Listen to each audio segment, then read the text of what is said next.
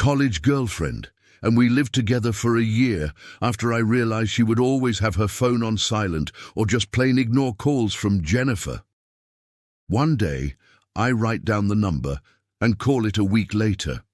It ends up being her other boyfriend, who she had never broken up with before she came to college. Neither of us knew about each other, and she had been visiting him when she went home to see her parents on some weekends and breaks.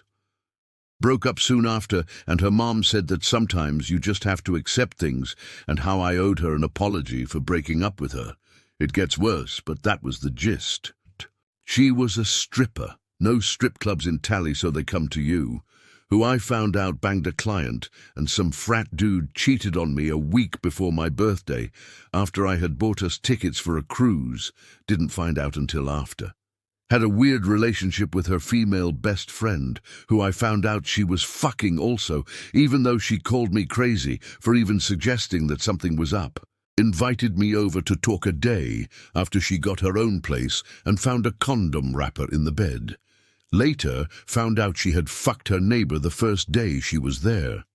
She also borrowed a ridiculous amount of money that she never paid back. She ended up reaching out to me years later when she moved to Texas after her new guy beat her and got her evicted from her office. A friend of hers had said she could get weed from her cousin, so she started chilling with some fake thugs out here. Called me at 4 a.m. because they had gotten pulled over and the guys didn't have licenses but had guns and drugs with them. She said she had to shove the drugs up her snatch and wanted me to come get her. I said call a cab. A week later she tells me her grandpa wanted to see me. He lived close and he remembered as the boyfriend, so I go by and she's obviously fucked up on pills, but no one notices.